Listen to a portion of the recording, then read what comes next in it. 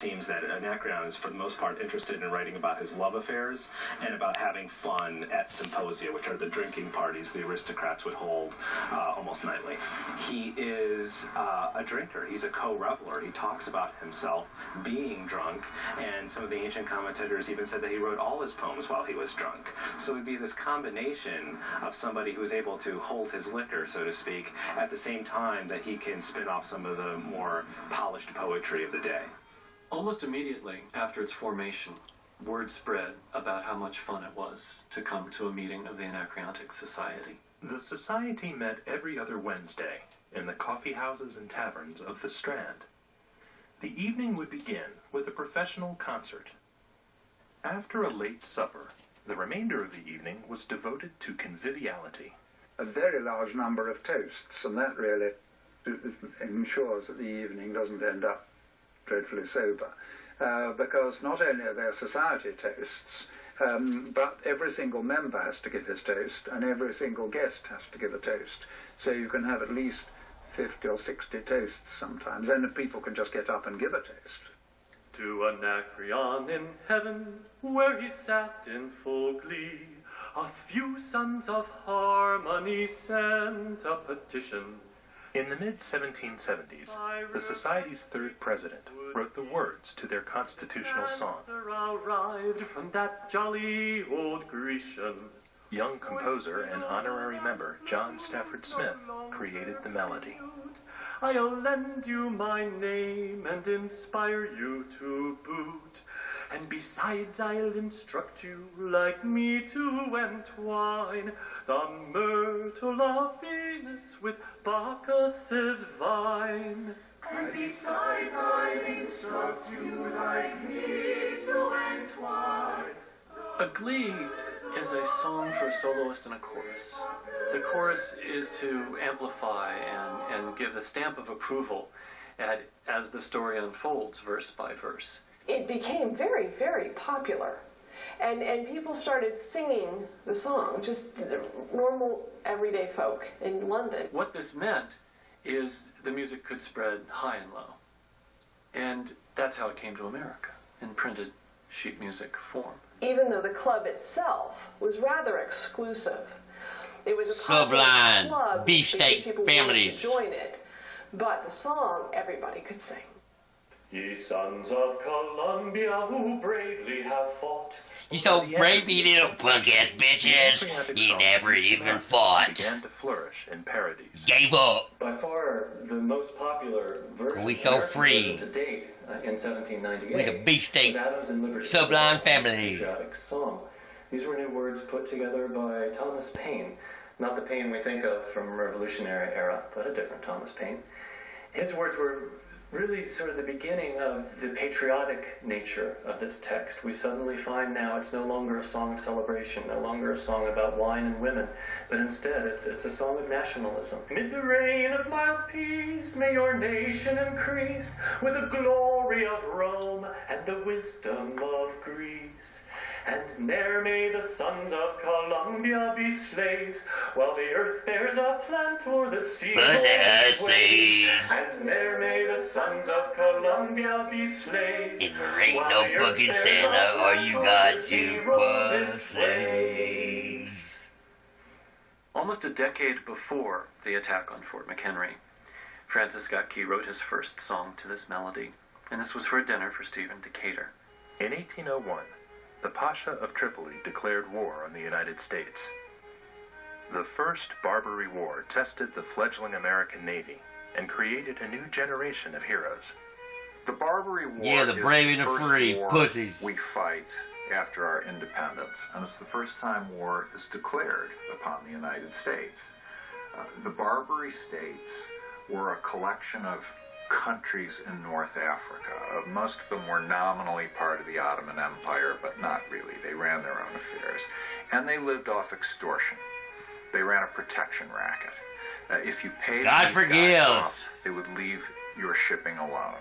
If you didn't, Or they burn in would hell. practice piracy upon you. They would capture your ships, they would sell the crews into slavery, or they'd hold them for ransom. Or genocide. This was the way these little countries made money. And they also did it in the name of Islam, but I think their real religion was extortion.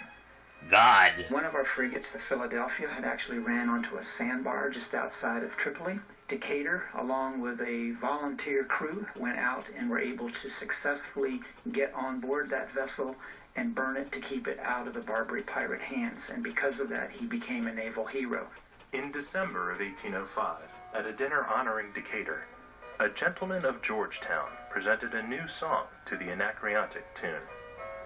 By this time, Adams and Liberty had been sung thousands of times, had been published and republished and copied and referenced. And so his choice of this melody for a toast, for public recognition of a returning hero, was really in place by 1805. There were several ideas from this song that came Just in time to say we're so brave. And brought us a flag with it. Came with a flag like a Cheech and Chong paper. Up in smoke. Remember that for 25 years, American history is occurring Free in the trade. shadow Just of pay a here. world war between Britain and revolutionary France. This is longer Heather, than our goddamn World War buddies I and bullshit. II put together. It's as violent as both. We getting our Red Wings, bitches. Ideological as the Cold War. There's this huge struggle in Europe between the two superpowers of the earth.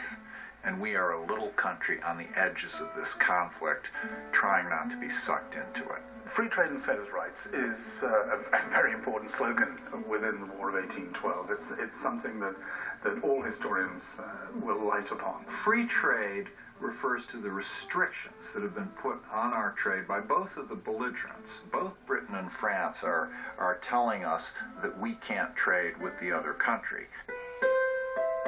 Thank God. The embargo was a huge mistake.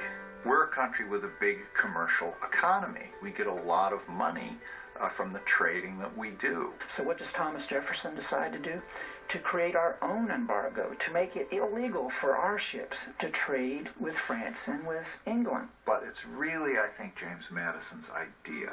In a time that we try to put out Britain's eye, I fear we shall let our own pair go. Yet still we're so wise we can see with French eyes, and then we shall like the embargo. If you live And you be a brave little ho-oh. Trade with all of these countries, and now we have an embargo by our own country. All that does is make things even more difficult. So there are all kinds of protests. We're going to cut off our nose to spite their faces. That's what the embargo means. A sailor's rights refers to the impressment issue. It's the right of a sailor to choose what country he will be a citizen of, what ships he's going to sail on. I find it surprising that Britain thought it could stop a neutral ship and muster the ship's company, discover, if they could, whether they still can. Citizens on board, and then impress those men into the Royal Navy. England had a difficult You're a slave already. We're a colonist. I ain't. Bitch. The line could require hundreds of men. Well, how many people were willing to join the Royal Navy to essentially have a pretty brutal life on board one of these naval vessels? There was just a lot of potential for confusion and abuse, especially since Britain and America spoke the same language. Lest Britain should take a few men by mistake, who under false colors may dare go, we're manning their fleet with our tars who retreat from poverty, sloth, and embargo. In 1807, the British stopped an American warship, the Chesapeake, fired on it, and came aboard and took off 4 sailors, one of whom they immediately hanged. The other 3 they put in prison. If Congress had been sitting at that time, it was on recess, if Congress had been sitting, we would have declared war right then. Where's the pump? It's called Madison's War because he asked Congress to declare it. It was the narrowest vote to go to war that we would ever have in American history. We were interested in expanding our country. We believed that we should own everything in North America, from the Atlantic coast to the Pacific coast. And what was one of the biggest prizes that was out there? It's what we call Canada today. Madison wanted to invade Canada probably as a bargaining chip. It was believed by many of the war hawks, all we had Mind Vader will get Clinton to give him tainted blood. They would surrender and Canada would be ours. You know, if we got Canada, then maybe we could make the British back off on their other actions that we disliked. We would certainly break the pipeline from Canada to Indians like Tecumseh, who were harassing and pillaging our frontier. None of the invasions of Canada were successful. Not one. During the first year of the war, a series of American naval victories offset the embarrassing losses in Canada. Come cheer up, my lads, let's together unite, for our country, our laws, and religion to fight. While our tars sweep the ocean, our troops line the shore. Let the Britons but face us, we are... Heart of Oak is the march of the Royal Navy. I've marched to it many times.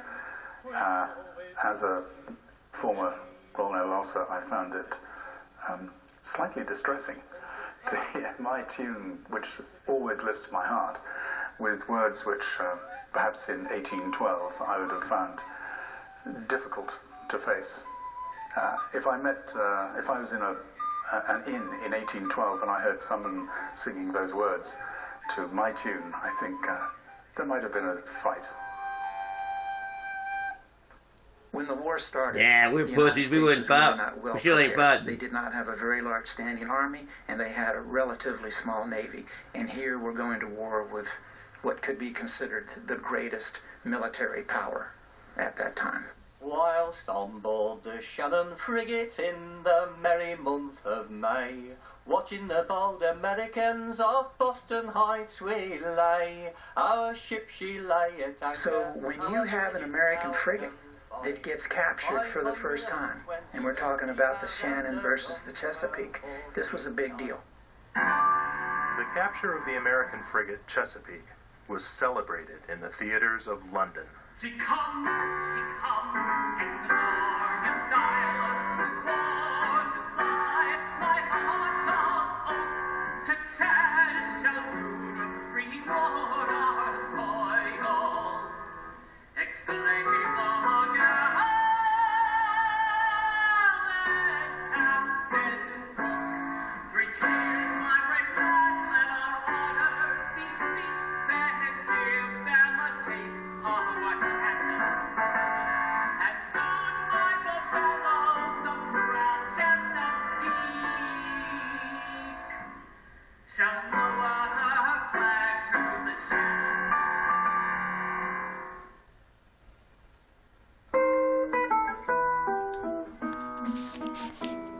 With most of her forces still engaged in Europe, a small British fleet set sail for the Chesapeake Bay. Most people don't even know that the Chesapeake suffered more raids than any other theater of war. Located in the heart of the 15 United States, the region had a thriving maritime and agricultural economy. All of that changed in the winter of 1812-1813. The British ordered a blockade to be established at the mouth of the Chesapeake. But we won! We won! This severely affected trade. The British quickly Sublime Beefsteak families. Tangier Island. The man in charge would leave a lasting impression on the people of the region. Coburn was pretty ruthless. He was hated by many Americans, but particularly by... Yeah, they beat your ass! Coburn first was a very good marker. He was very able, he was a good seaman, and he was a good leader of men. He was also lucky, I think, that a very short time into the conflict of 1812, he was given a commander over him in Alexander Cochrane, one from a great naval family. To me, the real sad part of the war was all of the raiding that took place, because we had a foreign country that had invaded the United States. The British decided to head up to the Upper Bay. Instead it's free. May and June of 1813. And that's when it really brought the war home. Because what they did is they went up and they attacked places like Havre de Grace and literally destroyed it. Baltimore pretty much knew that they would be a likely target. Baltimore is the third largest city in the country. It is a booming port, very strategic. And the British knew that a lot of privateers were being built there. The United States government had employed private vessels since the Revolution. These so-called privateers were sanctioned to harass